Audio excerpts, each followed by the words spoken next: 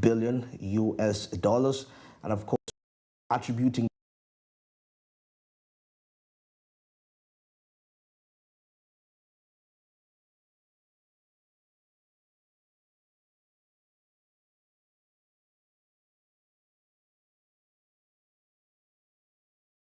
$3.5 billion, for Tanzania right there. And of course, shall be taking a look at the United Kingdom, of course, as the UK national debt forecast to treble over the next years, so it's going to be quite that huge.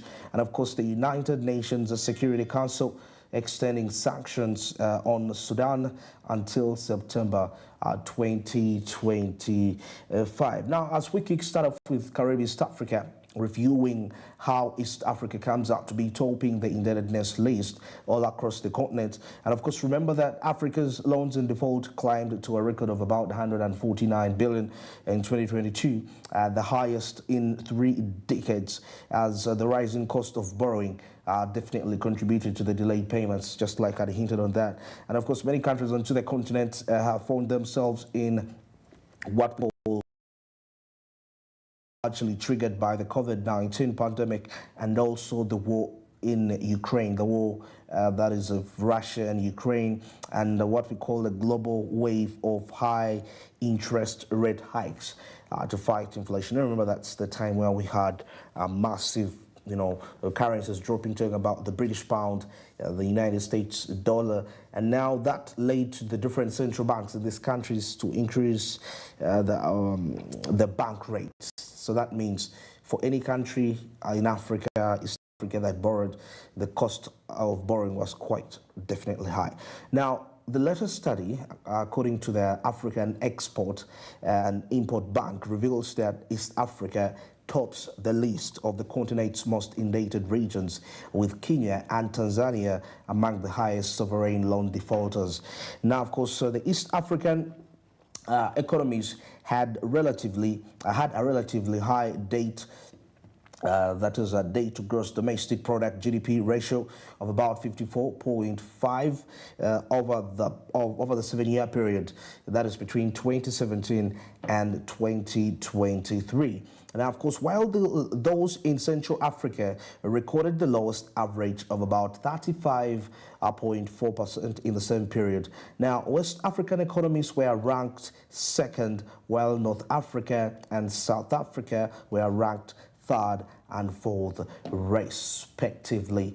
And now, of course, the report entitled "The State of Play of Debt Burden in Africa 2024, Dynamics and Mounting Vulnerability" shows that the amount of impaired loans procured by African countries increased from $112.2 billion and $102 billion in 2021 and 2020, respectively, to about $149.4 billion in 2022. And of course, these defaults have not only triggered a financial crisis, but have also led to years of deinvestment and a decline in investor confidence in the continent. This is according to the report. Now, this clearly shows that the debt sustainability of African sovereigns has deteriorated significantly, and that more than half of the 52 countries assessed are either at high risk or already in debt distress. So the sharp increase in sovereign default is definitely attributed to the formidable global macroeconomic environment that has been characterized by intersecting crises that continually exert pressure on fiscal revenues.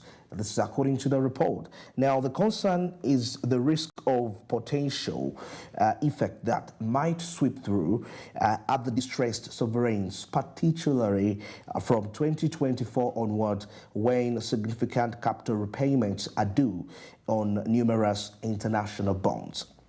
Now, however, 2023 saw a trend reversal, that is with the region's loan defaults declining by 13% to reach $129.9 billion as many distressed sovereigns started to voluntarily restructure their debt in innovative, transparent, and incredible ways, according to the study.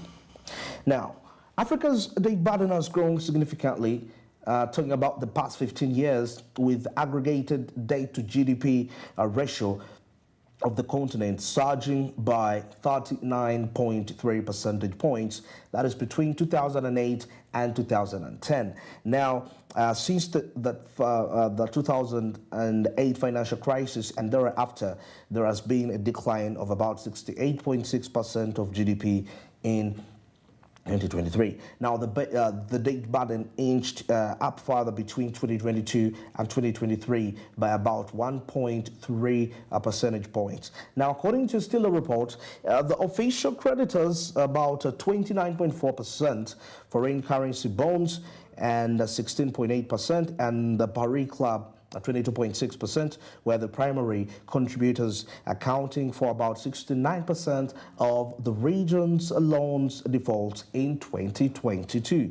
Now, the report shows that Tanzania defaulted on $1.3 billion owed to other official creditors and $4.5 billion owed to other private creditors, while Kenya defaulted on $305 million owed to private creditors. Now, the report explains that other official creditors are mainly bilateral and multilateral creditors that are not separately identified, while other private creditors are mainly suppliers.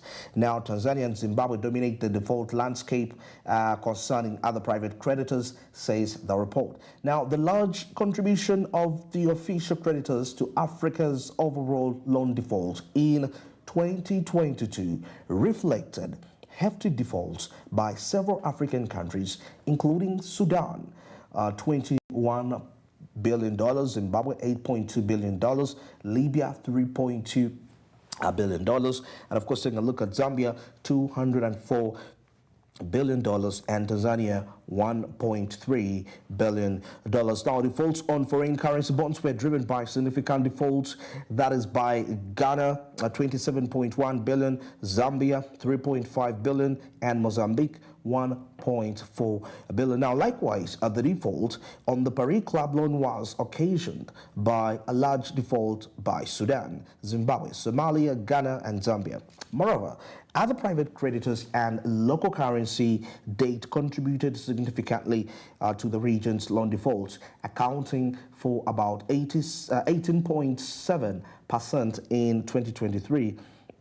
The report says, so it's quite a huge one here that has been drafted by East Africa, quite leading this report. Now, as we get into the last phase of this, according to the report, African countries have seen a significant increase in their external debt since the financial crisis in 2008, reaching about $1.2 trillion for almost 60% of the region's total debt stock in 2023. Now, the growing share of external debt has increased risks has increased risks to debt sustainability and the ability to service debt in real terms.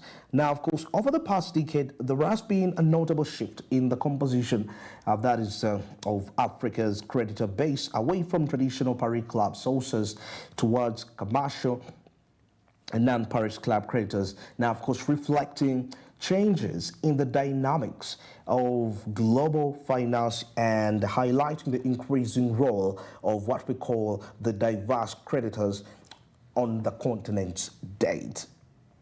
Now, accordingly, private debt as a share of the continent's GDP increased from 18.8% in 2008 to 41.6% come 2023.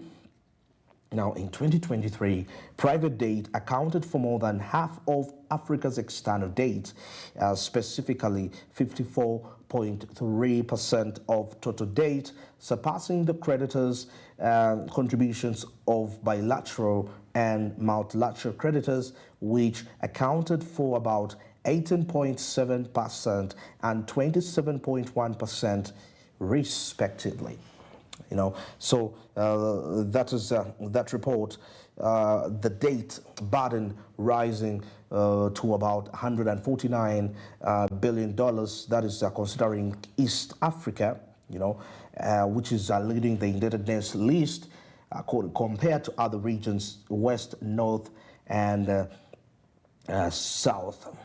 Now, as we cross over to Tanzania, analysts realized that tourism revenue has crossed to $3.5 billion, and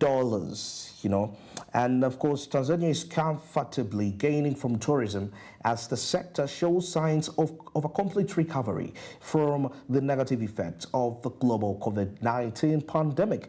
Now, official figures now put the number of tourist arrivals at a record of about 2 million.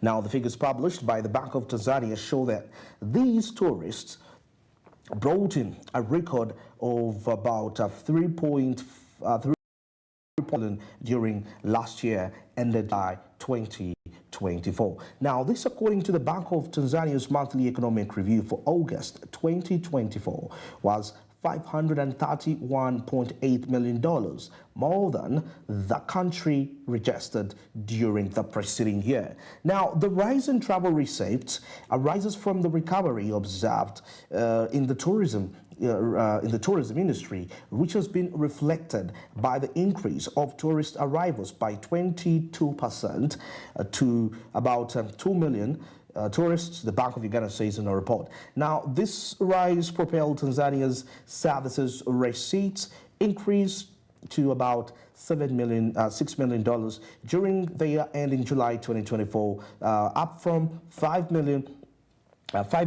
in the corresponding period in 2023, the Bank of Tanzania says. Now, analysts say that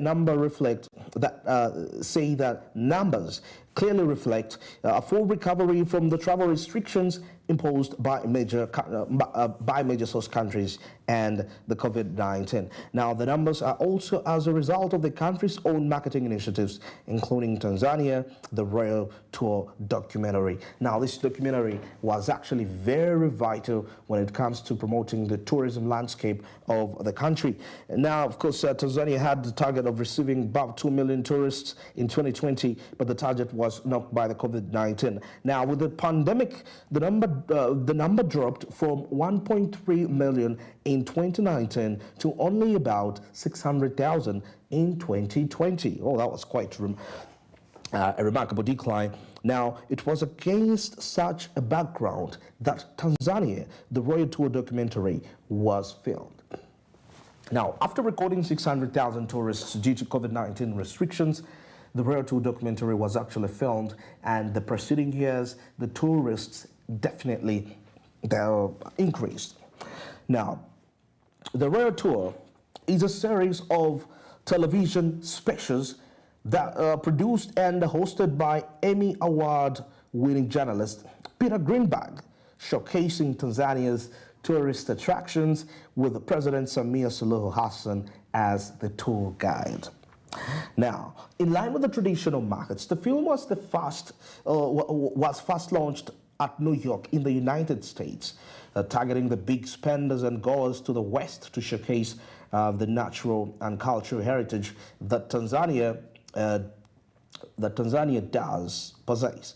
Now, it was then filmed in Los Angeles before it was brought home to Zanzibar and Arusha. Now, Tanzania Local Tour Operators Chairman Samuel Daniel emphasized the importance of continuing to market Tanzania's attractions. The Royal Tour documentary, led by President Samia Suluhu Hassan, effectively simulated interest in Tanzania. But, however, Many people still remain unaware of what Tanzania has to offer. The Tanzania Tourist Board and the ministry should keep promoting these tourist attractions, the chairman said. Now, Mr. Daniel also highlighted the need for Air Tanzania Company Limited to create more tourist-friendly environment with affordable travel options. Now, he pointed out that high tourist costs are a concern, and stressed the need for a coordinated effort to address these issues. Now, in addition, Daniel underscored the necessity for improved infrastructure that is inclusive of roads and hotels to maintain and grow the tourists' interest.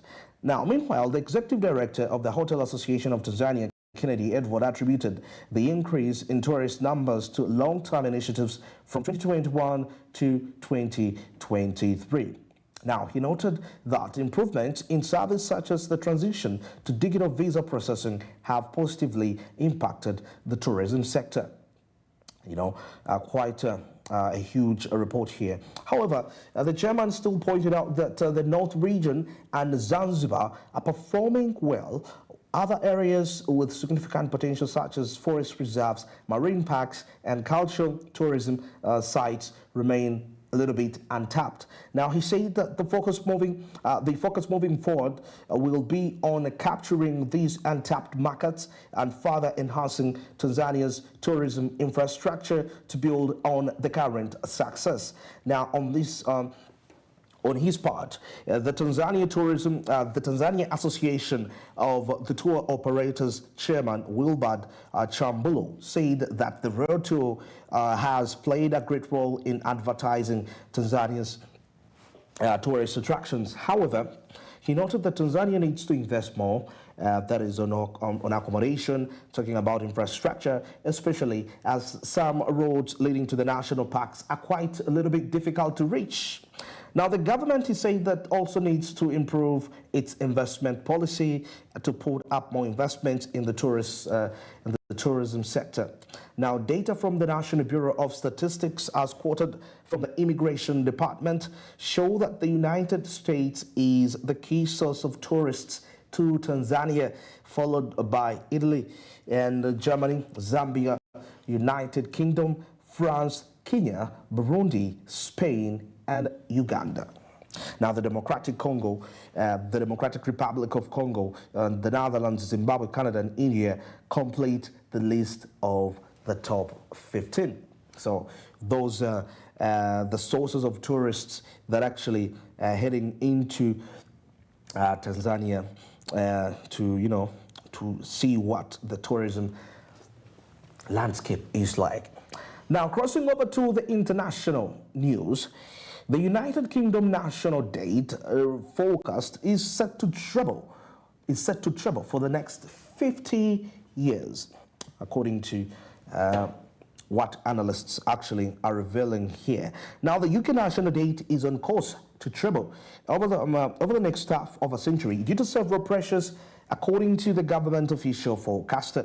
Now, those pressures include the aging population, climate change, and rising geopolitical tensions, the Office for Budget Responsibility said in a report. Now, the OBR said without extra tax revenues or a return to post-war productivity levels, the public finances were not sustainable over the long term, and something has got to give. Now, Chief Secretary to the Treasury, Darren Jones, said that the OBR has laid bare the shocking state that our public finances were left in by the previous government. This is according to the Chief Secretary, Darren, that is the Treasury, Darren, I mentioned. Now, Jones added that the United Kingdom was facing the highest debt since the 1960s, highest taxes since and the debt almost three times the GDP of the country. Now, the Conservative Party has been contacted for a comment. Now, debt is, of course, we know that this is the money owed by the government that was built up over the years. Now, it raises It rises when there is actually a deficit, talking about a date when the government spends more than it receives in income, and falls in those years when there is a surplus, when it spends less than it receives. Now, the higher debt to GDP ratio, the less likely a country is to pay back its debt in full. Now, the UK national debt is currently at almost 100% of the gross domestic product. Now, the OBR says its base scenario is a national debt of about 274% of GDP in 2071, with risks from war, talking about disease, cyber conflict, and of course trade tensions pushing that even higher. Now, over the next 50 years, the government's public spending is projected to rise from 45% to over 60% of the GDP. However, income generated is predicted to remain at around 40% of GDP. Now, by 2071, the OBR projects the equivalent of more than £200 billion per year increase in public spending on health, talking about social care, pensions, and related benefits. Now, its fiscal risks and sustainability report claims that previous and current UK government's aspirations are set to rise defence spending to about 2.5% of GDP, which could add pressure to the public finances. Now, in addition, the cost of transitioning to net zero, battling extreme weather linked to climate change, and a falling birth rate could also lead to more spending and less revenue, it said. Now, the bill for state pensions and social care is set to rise substantially. Now, some of this would be mitigated by lower education and working age, the working age benefit expanding. Now, the public finances are already under pressure due to the succession of extraordinary shocks over the past 2 decades, still the report notes. Now, this includes the global financial crisis, the pandemic, and the energy crisis. Now, based on policy meetings from March 2024, the analysts warn that public finances will be put on a sustainable path. Now, a spokesperson from the Prime Minister said the government is seeking to restore economic stability, and the work has begun to support the economy and businesses. That's where the focus will be on. So that is what is happening into the United Kingdom, with the date forecast to treble over the next 50 years. Now, as we wind this report up, we cross over to Sudan as we take a look at the United Nations lifting up the sanctions, to extend the sanctions up to until September 2025. Now, the United Nations Security Council adopted a draft of resolution on Wednesday that extends the sanctions on Sudan until September 2025. Now, renewing the sanctions measures will restrict the movement of arms into Darfur and sanction individuals and entities contributing to a complicit in destabilizing activities of Sudan. Now, all of this is critical to helping and end the escalating conflict, alleviate humanitarian catastrophe, and put Sudan back on the path to stability and security.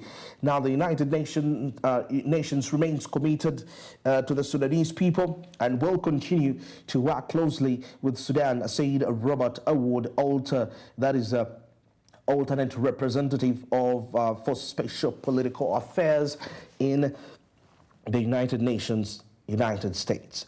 Now, of course, the United Nations Security Council adopted a draft resolution on 11th September yesterday, extending the sanctions regime, according that is including targeted sanctions such as asset freezes, travel bans, and arms embargo until 12th September 2025. Now, the resolution is a technical rollover of measures previously renewed by a resolution 2676 in March 2023.